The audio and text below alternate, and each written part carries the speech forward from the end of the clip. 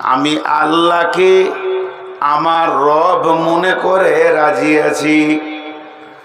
আমি আল্লাহকে আমার রব মাবুদ মাসজুদ মনে করে আমি সন্তুষ্ট আছি। আমি আমার দিন মতবাদ যা বলবেন রুলস প্রসিডিওর, আমি ইসলামকে আমার জীবনের দিন মনে করে নিয়ে রাজি আছি। দুটোতে রাজি হয়ে গেলাম। 3 নম্বর, আমি নবী মুহাম্মদুর রাসূলুল্লাহ সাল্লাল্লাহু আলাইহি ওয়াসাল্লামকে জীবনের নবী হিসেবে মেনে নিয়ে রাজি আছি। আমি 3টেতে রাজি আছি। তা আল্লাহ তো আমাদের রব, নবী তো আমাদের নবী। এখন দিন ইসলাম, দিন ইসলামের ওপরে আমি কি আছি? সবাই বলেন, দিন ইসলামের ওপরে কি আছি? রাজি আছি, সন্তুষ্ট আছি। এবার বললেন, কথা একটার পর একটা আগাচ্ছে, সিরিয়াল দিয়ে আগাচ্ছে। ইসলাম কাকে বলে? মা ইসলাম। এই তোরা বস, সুগারের রুগী, আমার মাথা কাটছে, বস। ওই বস, পেছনে দাঁড়িয়ে আছিস, দেখো বসে না, ও একাই দাঁড়িয়েছে, ওটা কেড়ে ওই যা তো ছাগলটাকে 2 পাট দিতে বসে যাবো আপনার। ওর মাস্তানি করছে, মারবি নাকি আমাকে? মারিস তো, আস্তি করে মারবি, জোরে মারিস না, বুড়া মানুষ না যে। তাহলে আমরা রাজি আছি, দিন ইসলামের ওপরে আমরা রাজি আছি তো? সকলে বলেন, দিন ইসলামের ওপরে রাজি আছি তো? তিরমিজি শরীফের হাদিস, আল্লাহর নবী ফজরের নামাজ পড়ে ডান দিকে সালাম ফিরলেন, বাম দিকে সালাম ফিরে এবার পেছন করে মুক্তাদিদেরকে নিয়ে সামনে বসে আছেন। নবীজি কখনো কখনো ফজরের সলাতের পর সাহাবা রাদিয়াল্লাহু মাজমাইনদেরকে বলতেন, তোমরা কেউ স্বপ্ন দেখেছি কি? তোমাদের স্বপ্নটা আমাকে বলো, আমি সুন্দর করে স্বপ্নের তাবিরটা তোমাদেরকে বলে দেব, বুঝিয়ে দেব, এটা মানে কি, এটা কারণ কি। তারা বলতেন। আবার কখনো কখনো নবীজি নিজেই বলতেন, তোমরা বসে যাও, আজকে রাতে আমি স্বপ্ন দেখেছি, আমার স্বপ্নটা তোমাদেরকে শোনাবো। এরকম ঘটনা ঘটত। কিন্তু হঠাৎ একদিন আল্লাহর নবী মুক্তাদিদের দিকে মুখ করে বসে আছেন, এমন সময় সালাম ফেরা হয়ে গেছে। একটা লোক উঠে দাঁড়িয়ে বলছে, ইয়া রাসূলুল্লাহ, আমি রাত্রিতে স্বপ্ন দেখেছি ঘুমের ভিতরে, আমার স্বপ্নের মানেটা বলে দেন। নবীজি কাছে ডাকলেন, এসো বাবু, আরো কাছে এসো। সমস্ত সাহাবীরা কাতার ভেঙে দিয়ে রসুলের কাছে বসলেন।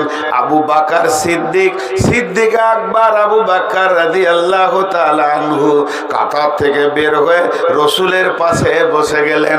তাহলে এইদিকে মুখ করে 2 জন, একজন আবু বকর, একজন আখিরি নবী, আর এইদিকে মুখ করে সবাই। এবার যে স্বপ্ন দেখেছে বলতে শুরু করলো, ইয়া রাসূলুল্লাহ, আমি রাত্রে ঘুমের ভিতরে দেখছি আমার মাথার উপরে একটা কালো জমাট মেঘ এসে গেছে। এত কালো জমাট মেঘ, মনে হচ্ছে এখনই বৃষ্টি শুরু হবে, বর্ষণ শুরু হবে। এই অবস্থা আমি দেখতে রয়েছি। সত্যি তো সত্যি বৃষ্টি শুরু হয়ে গেল। যখন বৃষ্টি শুরু হলো, মুষলধার বৃষ্টি পড়ছে। আজব ব্যাপার, তাতে পানি পড়ছে না, শরাব পড়ছে না, দুধের বৃষ্টি হচ্ছে না, ওই বৃষ্টিটা চলছিল মধুর বৃষ্টি হচ্ছে। যত পানি পড়ছে ওগুলো পানি নয়, ওগুলো মধু বর্ষণ হচ্ছে। আর এই মধু বর্ষণ যখন শুরু হলো, জিন আর ইনসান এসে ওই মধুকে এইভাবে ধরছে আর এইভাবে পান করতে রয়েছে।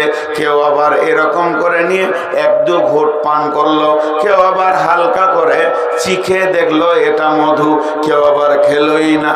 বৃষ্টি চলাকালীন প্রবল বৃষ্টির ভিতর দিয়ে একটা লম্বা রশি ঝুলতে রয়েছে। ওই রশিটা দেখলাম অনেক মজবুত, লম্বা রশি ঝুলছে। একটা লোক ওই রশিটাকে ধরে ওপর দিকে চলে গেল বৃষ্টির ভিতর দিয়ে। দ্বিতীয় লোকটা চলে গেল, কিন্তু তৃতীয় লোক যখন রশিটা ধরতে গেল কেটে পড়ে গেল। লোকটা বড় মজবুত ছিল, সাহস ছিল, আবার উঠে দাঁড়িয়ে ওই রশিটাকে গিড়া দিয়ে সেও উঠে চলে গেল। আমার ঘুম ভেঙে গেল। এটাই আর স্বপ্ন, এটাই আর স্বপ্ন। আবু বাকার স্বপ্নটা ওর যখন বলা শেষ হলো, তা আবু বাকার কি করছে, একবার ওই লোকটার মুখের দিকে তাকাচ্ছে, একবার রসুলের মুখের দিকে তাকাচ্ছে, দুই তিনবার তাকাইছে। আল্লাহ রসুল বলছে, কি ব্যাপার আবু বাকার, তুমি এমন কেন করছো? স্বপ্নটা শুনে তুমি এমন কেন করছো? তো আবু বাকার বললেন, ইয়া রাসূলুল্লাহ, আপনি যদি পারমিশন দেন তাই ইয়ার স্বপ্নের ব্যাখ্যাটা আমি করব, আমি আপনার পারমিশন চাইছি। নবীজি বলেন, চলো তুমি করো, আমি শুনি, তুমি করো। হযরত আবু বকর বললেন, বন্ধু, ও আল্লাহর গোলাম, তুমি যে সুশীতল কালো মেঘটা দেখেছো, ওটা কোন মেঘ নয়, ইসলামের ছায়া। পৃথিবীর মাটিতে যে ইসলাম নামে একটা ইজিম এসেছে, মতবাদ এসেছে, একটা রুলস এসেছে, প্রসিডিওর এসেছে, যার ভিতরে মানুষ শান্তিতে বাস করবে, সেই ইসলামের ছায়াকে তুমি দেখেছো। তারপরে তুমি দেখেছো মুষলধারে বৃষ্টি, মধু বর্ষণ হচ্ছে, ওটা মধু বর্ষণ লয় বন্ধুরে, ইসলামে কোরআন নাজিল শুরু হয়েছে। এই মধুটা পৃথিবীতে আসছে, এত বড় মধু, এত দামি মধু, মিষ্টি, প্রাণ ঠান্ডা করার মতো আর কোথাও নাই। তো ইসলামের ভিতরে মুষলধারে বৃষ্টি, সেই বৃষ্টিতে মধু বর্ষণ হচ্ছে। জিন আর ইনসান মধু খেয়েছে, যে পেট ভরে খেয়েছে কোরআনের হাফেজ হবে, এক দুই ঘুঁট খেয়েছে সে দু চারটা সূরা মুখস্থ করবে, যে একটু চিকে দেখলো কুল হইন্না তাই না করবে, যে প্রত্যাখ্যান করেছে এই মধু খাইনি, আল্লাহ তাকে পৃথিবীতে কালাম পাকের জ্ঞান দেবেন না, কালাম পাক থেকে সে বিরত থাকবে। তারপরে তুমি দেখেছো এই মধু বর্ষণের ভিতরে একটা মজবুত মোটা রশি ঝুলছে, ওটা কোনো রশি নয়, কোরআনের একটা আয়াত, তার নাম হচ্ছে বিসমিল্লাহির রহমানির রহিম, ইহদিনাস সিরাতাল মুস্তাকিম। এই কোরআনের ভিতরে একটা হাই রোড আছে, গোটা পশ্চিমবঙ্গের ভিতরে একটা হাই রোড আছে, যার নাম জাতীয় সড়ক ফারাক্কা ব্রিজে পার হয়েছে, 34 নম্বর জাতীয় সড়ক। যত কলকাতার লোক শিলিগুড়ি চোখ মুজে যেতে পারবে। আর এই কোরআনের ভিতরে একটা হাই রোড আছে, হাই রোডটা যদি খুঁজে বের করে নিতে পারেন, আল্লাহ কোরআনে বারবার বলেছেন ওয়ান্না হাযা সিরাতি মুস্তাকিমা। আবার আল্লাহ তাআলা সূরা ইয়াসিনে বলেছেন, আর সূরা আরো অনেক জায়গায় বলেছেন ওই রোডটার ব্যাপারে। সেই রোডটা হলো ইহদিনাস সিরাতাল মুস্তাকিম, আর জান্নাতের সোজা রাস্তা এই কোরআন নামে ময়দানে লুকানো আছে, খুঁজে বের করে নিতে হবে। তাহলে ইসলামের ভিতরে একটা হাই রোড রয়েছে। একজন উঠে চলে গেল, নবী মুহাম্মদ সাল্লাল্লাহু আলাইহি সাল্লাম চলে গেলেন, আর একজন গেল, মানে আমিও পৃথিবী থেকে চলে যাব। আর একজন রশিটা ধরেছে, কেটে পড়ে গেল, ওটা অন্য কোনো নয়, হযরত ওমর ফারুকের কে তুমি দেখেছো, কারণ ওকে শহীদ করা হবে। তারপরে ওটাতে গিঁড়া দিয়ে আবার চলে গেল, তোমার ঘুম ভেঙে গেল। তুমি যদি ঘুমাতে আরো কতজনকে ইসলাম নামে হাই রোডের ওপরে জান্নাতের রাস্তায় দেখতি। এর নাম ইসলাম। আমি আপনাদেরকে ইসলাম বুঝাতে উঠেছি, এর থেকে ভুল রাস্তা আর কিছু নেই।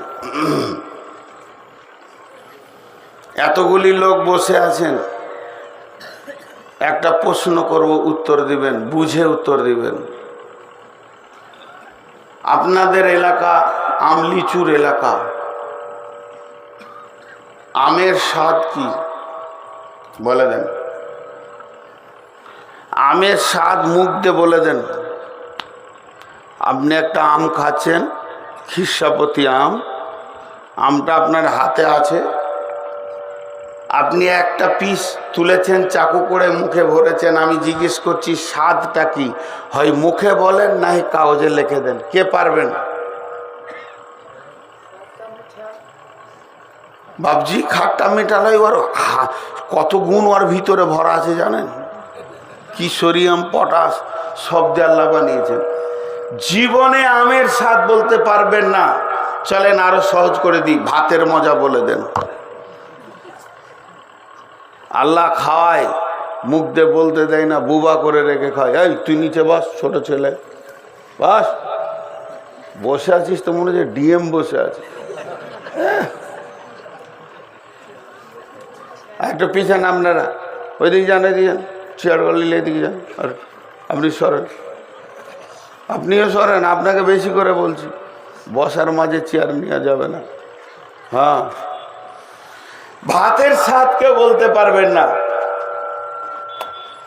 তা ওইটা বলার একটা রাস্তা বলে দেবো। যদি রাস্তাটা বলে দিই, ঠিক হলে আপনারা বলবেন ঠিক বলেছেন, আর ভুল হলে আপনারা বলে দেবেন আপনি ভুল বলেছেন। আমি যে আমটা খাচ্ছি, আমাকে এসে জিজ্ঞেস করছে কেমন লাগছে, তা আমি মুখ দিয়ে বলতেও পারবো না, লিখতে পারবো না। ওর আর একটা অংশ কেটে ওর মুখে ভরে দাও, ও বুঝে নেবে জিনিসটা কি। আবার ওকে যদি কেউ শুধাই লাগছে কেমন, ও বুবা। সহজ রাস্তা ওইটা। এবার বলি, আপনাদেরকে আমি 2 ঘন্টা দিন ইসলাম বুঝাচ্ছি। ইসলামের একটা স্বাদ আছে, আমি জীবনে ইসলাম বুঝাতে পারবো না। ওই ওই দেখছো বসে গেল না, এখানে 3-4 জনকে আড়াল হচ্ছে। এত এর সামনে তোমরাও ক্যামেরা এখন দিতে শুরু করেছো, আগেকার কথাগুলো আমার মানছো না। এখানে 20-25টা লোক আমি দেখতে পেয়েছি না। যেমন ওই আমটা কেটে আরেকজনের মুখে ভরে দেবো, ও বুঝে নেবে।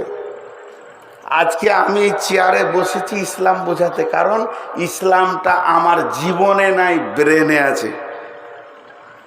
আমার জীবনে ইসলাম নাই। চোর আমি, লম্পট আমি, বদমাশ আমি, মিথ্যাবাদ, যত রকম ইসলামের বাইরে কাজ আমার কাছে আছে। খালি ব্রেনে আছে, খানি পড়েছি, দিয়ে দিলাম ইসলাম তোরা হোগা। শ্রোতাও হবে না, বক্তাও হবে না। সাহাবিরা কি করে ইসলাম বোঝাতেন? সাহাবিদেরকে পাঠিয়ে দিতেন, যাও তিলভিটটা চলে যাও, ওখানে গায়ের মুসলিম আছে, তাদেরকে ইসলাম বোঝাও। এত বড় বক্তা ছিল না, মাইক ছিল না, দাঁড়াতো না, লোক ডাকতো না, ভোজ ভান্ডার হতো না, আর রাত 12টাও হতো না, সব কিছু হতো না। সন্ধ্যায় যে উঠে দাঁড়িয়ে বলতো, আসসালামু আলাইকুম, কুলু লা ইলাহা ইল্লাল্লাহ তুফলিহুন, তোমরা লা ইলাহা ইল্লাল্লাহ বলো, বেঁচে যাবে। কি কেমন করে ইসলাম হব, ইসলাম কি জিনিস বলো তোমরা। তো ওরা এমনি করে দাঁড়িয়ে বলতো, কুনু মিসলো না, আমাদের মতো হয়ে যাও। বডিতে ইসলাম কত ছিল, ইসলামকে বডিতে কত ফিট রেখেছিল। ওরা খালি সমাজকে বলতো কোনো মিশল না, বাইন শেষ, আমাদের মতো হয়ে যাও। একটু তুমি আম মুখে ভরে লাও, আমার মতো তুমি হয়ে যাও। ইসলাম তুমি কি বুঝে নেবে? আজকে আমাদের কাছে ইসলাম নাই, ইসলাম বোঝাচ্ছি। ইসলাম থাকলে তো আমি নূর মোহাম্মদ উঠে এখানে বলতাম, লোক সকল সবাই আমার মতো নকল হয়ে যাও। এখন একটা মুখ খুলেন, একটা মানুষের জিন্দেগিতে যা দরকার কোরআনে সব আছে না নেই? খানিকটা বাদ আছে না? খানিকটা বাদ আছে? মুখ খুলেন, বাদ আছে? 100-তে 100 পরিপূর্ণ আল্লাহ দিয়ে দিয়েছেন। ঠিক না ভুল? বলেন আলহামদুলিল্লাহ।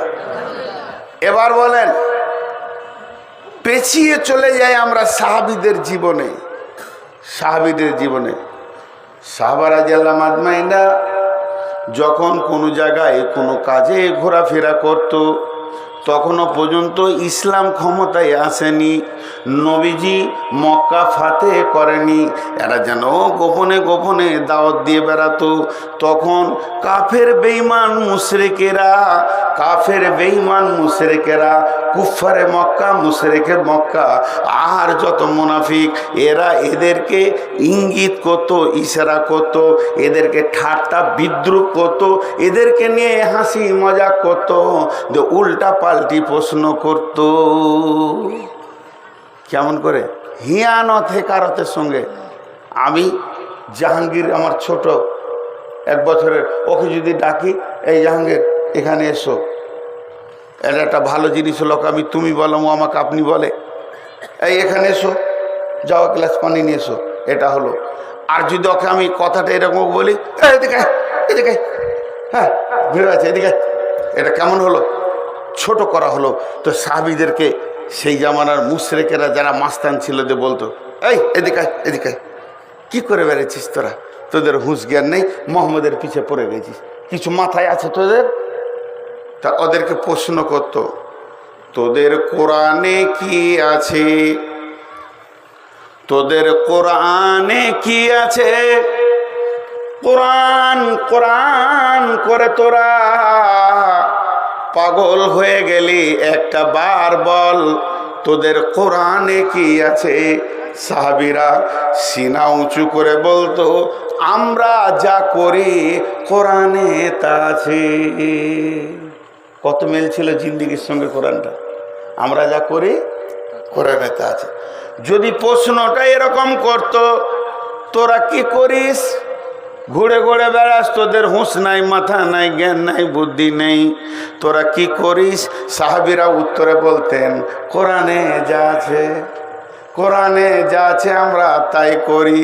তাহলে কোরআনে যা আছে তাই করি, আর আমরা যা করি তা কোরআনে আছে। কত জিন্দেগিটা সমান সমান মিলছিল, এই রকম মিলছিল, উঁচু নিচু ছিল না, 100-তে 100 মিলছিল। আমরা যা করি তা কোরআনে পাবে, আর কোরআনে যা আছে আমরা তা করি। চলেন সেই 1415 বছর কথা ছেড়ে দিয়ে 2025 সালে চলে আসি।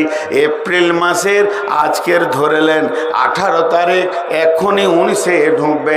আজকে এপ্রিল মাস 18 তারিখ। এখানে যত মুসলমান বসে আছেন, একটাও গায়ের ভাই নাই। যদি আছে তো আলহামদুলিল্লাহ, আমি তাকে বলছি না, কোনো হিন্দুকে, খ্রিস্টানকে, বৌদ্ধকে আমি বলছি না, শুধু মুসলমানকে বলছি। আমি প্রশ্ন করব, আপনারা কি করেন? আমি নিজেকেও জড়িয়ে নিয়েছি, আমরা কি করি? একবার বলতে পারবো কি কোরআনে যা আছে? পারবো বলতে? বলেন একজন, কার সাহস আছে উঠে বলেন দেখি, বুকে কতটা হিম্মত আছে যে কোরআনে যা আছে আমি তাই জিন্দেগিতে করি। আমাদের কাছ থেকে ইসলাম পালিয়ে গেছে অনেক আগে, বহু আগে পালিয়েছে। ওর ডিস্টার্ব হচ্ছে নাকি? তাহলে আমি মাইন্ডটা খানি বন্ধ করি, গল্পটা করলে। আচ্ছা ঠিক আছে, এখানে কথা বলার অসুবিধা হচ্ছে, মাইকের সাউন্ড তো, 2 মিনিট বন্ধ থাকলো।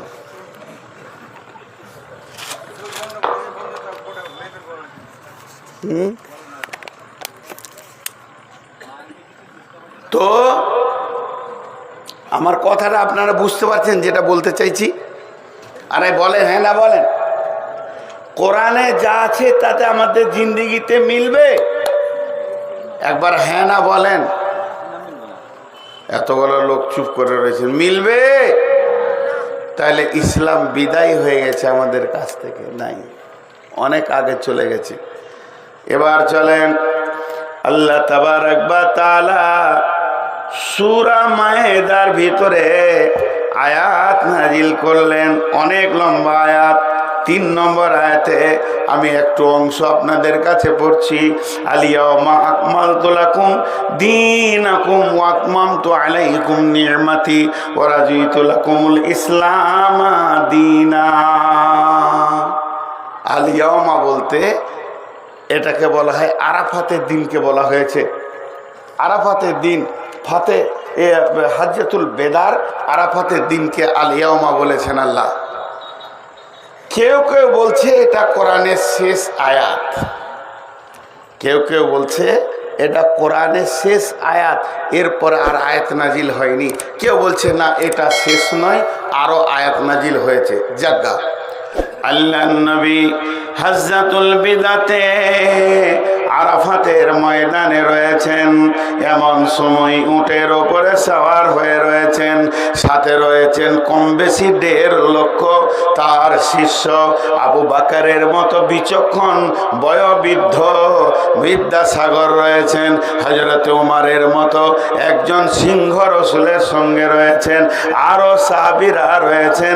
আয়াত নাজিল হয়ে গেল আরাফাতের ময়দানে, আলিয়াউমা আকমালতু লাকুম দীনুকুম ওয়া আতমামতু আলাইকুম নি'মাতি ওয়া রাদিতু লাকুমুল ইসলাম দীনা। আজকের দিনে তোমাদের দিনকে পরিপূর্ণ করে দেয়া হলো।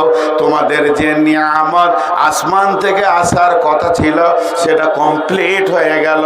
আর আল্লাহ তাবারাক ওয়া তাআলা এই দিনের উপরে রাজি হয়ে গেছেন, মানে এই দিনের ভিতরে যারা থাকবে আল্লাহ তাদের প্রতি সন্তুষ্ট পোষণ করেছেন। হযরত আবু বকর কাঁদছেন, চোখে পানি আয়াতটা শোনার পর। হযরত উমর গভীর চিন্তায় পড়েছেন। আবু বকরকে প্রশ্ন করা হলো, আবু বকর আপনি তো উম্মতের সিরিয়ালের 1 নম্বর উম্মত, পৃথিবীর উম্মতকে আপনার সঙ্গে তুলনা করা যাবে না। আপনি হলেন বিচক্ষণ মানুষ, জ্ঞানী মানুষ, দূরদর্শিতা জ্ঞানের ভরপুর আছে। তবে এটা জাহান্নামের আয়াত নয়, পুলসেরাতের আয়াত নয়। এই আয়াতটা না কিয়ামতের আয়াত, না কবরের আয়াত। যে কথাগুলো বললে শুনলে মানুষের দিল কাঁপবে, এগুলো তো তার ভিতরে নয়, এগুলো হলো তার বাইরের আয়াত। আর আপনার মতো ব্যক্তিটা এই আয়াতগুলো শুনে তখন চোখের পানিতে কাঁদছেন। কেন কাঁদছেন ব্যাখ্যাটা আপনার কাছে শুনতে চাইছি। হযরত আবু বকর বললেন, এই আয়াত থেকে তোমরা কি বুঝেছো বলো? এই আয়াত তোমাদেরকে কি বার্তা এনেছে? এই আয়াতটা বার্তা এনেছে, হে বিশ্ববাসী রে, যে দিন আসার কথা ছিল আজকে কমপ্লিট হয়ে গেল। তার মানে হচ্ছে বাহক যে এসেছে দিনকে কমপ্লিট করার জন্যে, সেই বাহকের নামটা হচ্ছে নবী মুহাম্মদুর রাসূলুল্লাহ সাল্লাল্লাহু আলাইহি ওয়াসাল্লাম। তার মানে দিন কমপ্লিট হয়ে গেল, এর মানে বোঝা গেল নবী আর পৃথিবীতে থাকবে না। এটা রসুলের বিদায় বার্তা নিয়ে হাজির হয়েছে আয়াতটা। নবীজি আর থাকবে না, নবীজিকে যে কাজের জন্য পাঠিয়েছিলেন আল্লাহ, ওই কাজটা হয়ে গেছে। কোরআন কমপ্লিট হয়ে গেছে, মানে এবার রসুল আমাদের ভিতর থেকে বিদায় নিবে। আমি কাঁদছি, আর রসুলের দিন বেশি নাই, আমি এই জন্যে কাঁদছি। হযরত উমরকে বলা হচ্ছে আপনি কি বুঝলেন? হযরত উমর বলছেন, যখন গাছে লাগানো হয়, গাছ লাগানোর পর প্রতিদিন গাছের নতুন নতুন ডাল, নতুন নতুন পাতা বের হবে, গাছটা সুসজ্জিত হবে আর তার শাখা বের হবে। আর যেদিন গাছটাকে কেটে দেওয়া হবে জিন্দেগিটা ওর শেষ হয়ে যাবে, নতুন শাখা আর আসবে না, বরং পাতাগুলো ঝরে ঝরে ওই পরিমাণটা কমতে থাকবে। বন্ধুরে আমার, আপনাদের মসজিদের জন্য একটা গ্রিল বানাবেন, সেই গ্রিলটা হলো 10 ফুট বাই 5 ফুট, সুন্দর করে বানাতে দিয়েছেন। মিস্ত্রি যেদিন গ্রিলটা বানাতে শুরু করবে, ঝাল মারবে, একটা করে অ্যাঙ্গেল লাগাবে, ঝাল মারবে, গ্রিলটার ওজন বাড়তে বাড়তে বাড়তে বাড়তে বেড়ে যাবে। মিস্ত্রি যখন শেষ ঝাল মেরে দিয়ে বলে দেবে আপনাদের গ্রিল হয়ে গেছে, জেনে নেন, সেই দিন থেকে ওজন বাড়া তো দূরের কথা, কমের দিকে আসতে থাকবে। জং ধরবে, ভেঙে যাবে, নষ্ট হবে, চলে যাবে, কমতে থাকবে। আল্লাহ তাবারাক ওয়া তাআলা তার নবীকে দিয়ে দিন কমপ্লিট করে দিয়েছেন। আর কোনো নতুন আয়াত আসবে না, গাছের নতুন পাতা গজাবে না, অ্যাঙ্গেল নতুন লাগবে না, ইসলাম আর বাড়বে না, ইসলাম তার জায়গায় স্টপ হয়ে গেল। তবে জেনেলেন যত দিন যাবে তত ইসলাম পেছন দিকে হাঁটবে, কমতে থাকবে কমতে থাকবে। সাহাবীদের কালে যে দিন ছিল আজকে কতজন ধরেছে ওই দিন আর আমাদের কাছে নাই। আজকের মুসলমানদের রণডাঙ্গা বলেন, সুখদেবপুর বলেন, আশাকপুর বলেন, এইদিকে যতগুলো গাঁ আছে কোনো গায়ে লাইট দিয়ে খুঁজে আর দিন পাওয়া যাচ্ছে না। দিন নাই নাই কমতে কমতে নাই চলে গেছে। সেই দিনটার নাম হলো ইসলাম। এই ইসলাম নামে যে প্রাসাদ, আল্লাহ রসুল ইসলামকে প্রাসাদ বলেছেন। প্রাসাদ খুব ভালো বাংলা, এর মানে হচ্ছে আপনাদের হিন্দিতে কি হবে জানি না, সব থেকে বড় সুন্দর সাজানো গুছানো ঘর। সাজানো গুছানো ঘরকে প্রাসাদ বলেছেন। রাজবাড়ি ওইটার নাম ইসলাম। ওই বাড়িটা কেমন, যতজন ওই ঘরটাতে ঢুকে যাবে বেঁচে যাবে, বেঁচে যাবে। দুনিয়াতে বাঁচবে, আখেরাতে বাঁচবে, পুলসেরাতে বাঁচবে, কবরে বাঁচবে, হাসরে বাঁচবে, বেঁচে জান্নাতে চলে যাবে। এরকম একটা ঘর বানানো হয়েছে পৃথিবীতে। সেই রাজবাড়িটার নাম হলো প্রাসাদ, তার নাম ইসলাম। সহি হাদিস এটা। আল্লাহ নবী বলছেন আল্লাহ একটা প্রাসাদ বানিয়েছেন, ওই প্রাসাদটার নাম ইসলাম। সেই প্রাসাদে প্রথম একটা ঈদ দিয়ে উদ্বোধন শুরু হবে আর একটা ঈদ দিয়ে শেষ হবে। পৃথিবীতে যত বাড়ি আছে প্রথম একটা ঈদ দিয়ে শুরু হয় আর শেষকালে একটা ঈদ দিয়ে শেষ হয়। তাই ওই প্রাসাদটা আল্লাহ যেটা বানিয়েছেন, পৃথিবীতে একটা ইসলাম নামে ইজিম পাঠাবে, মানুষ শান্তিতে বাস করবে, এরকম একটা মনোনীত ধর্ম পাঠাবে। তার জন্যে ওই প্রাসাদের প্রথম ঈদটা হলো হজরতে আদম আলাইহিসসালাম। আদম আলাইহিসসালাম ইসলামের প্রথম ঈদ। এই ঈদটা দিতে দিতে দিতে দিতে সেই প্রাসাদের শেষ ঈদ আমি নবী মুহাম্মদুর রাসূলুল্লাহ সাল্লাল্লাহু আলাইহি ওয়াসাল্লাম, আমি ঈদ এসে গেছি, মানে প্রাসাদটা কমপ্লিট হয়ে গেছে। এই ইসলামের ভিতরে যতজন থাকবে তাদের দুনিয়াতে এবং আখেরাতে 100তে 100 নিরাপত্তা আছে। তাদেরকে কেউ গুমরা করতে পারবে না, তাদের কেউ ক্ষতি করতে পারবে না, তাদেরকে কেউ নষ্ট করতে পারবে না। এই প্রাসাদের ভিতরে সকলে ঢুকে যাও। কি হলো, লোকুর সেখানে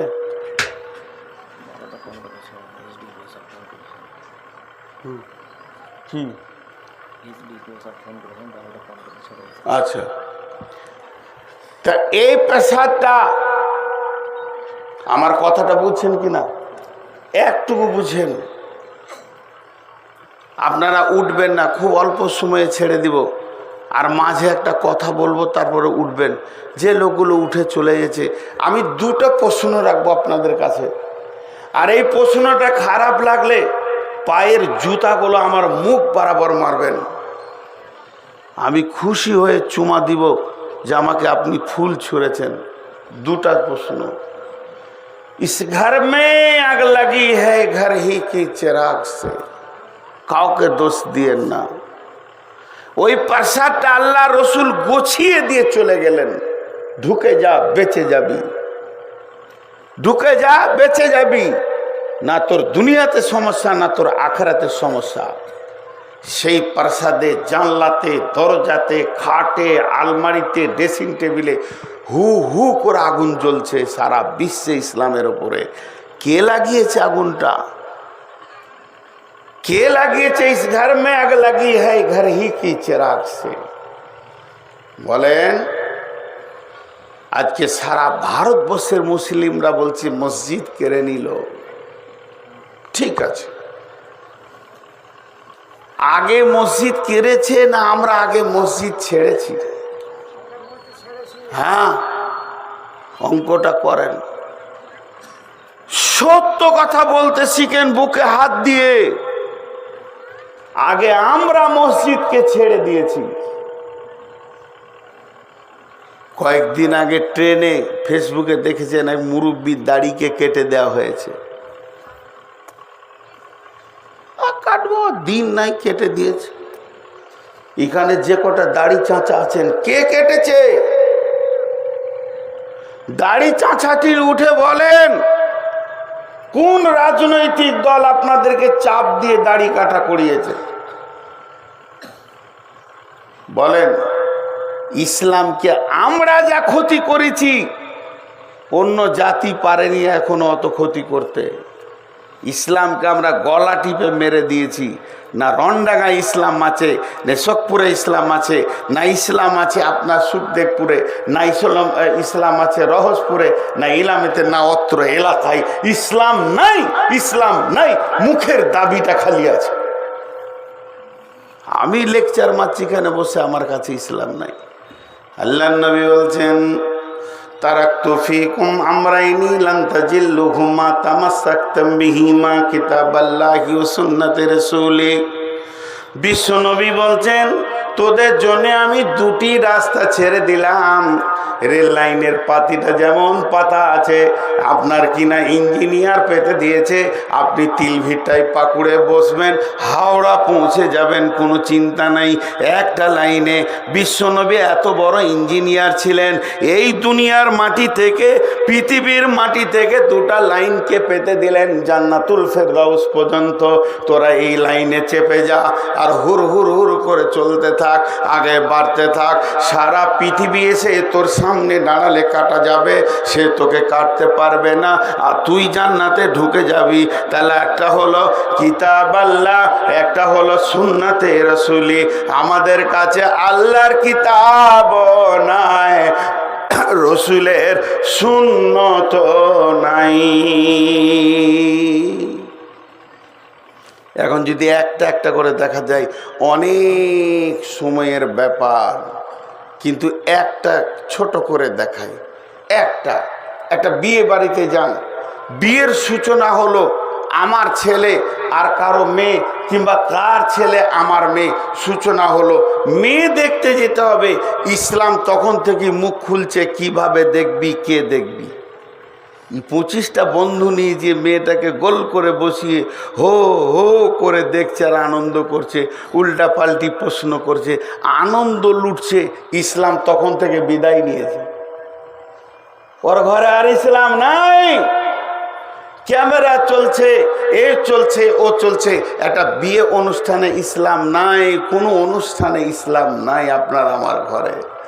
ইসলামকে তাওয়াক্কা করি না। আল্লাহর কালামকে এরকম আঙুল দেখেছি, তোর কথা চলবো না, সমাজের মতো করে চলবো। জি ভাই।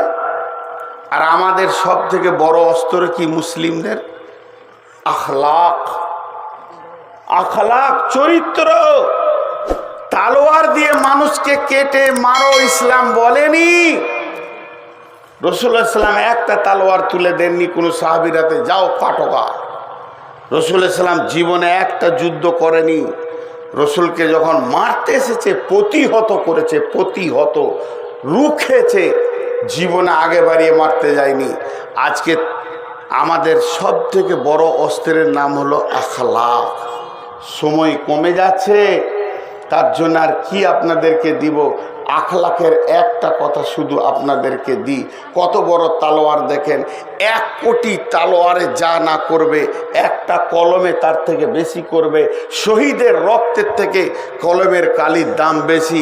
হাতে তালোয়ার রাখতে হবে না, চাকু ভুজালি রাখতে হবে না, সবারই কাছে যেন কলম থাকে, এরকম পড়াশোনা করেন, পৃথিবীর নিজাম উল্টিয়ে যাবে।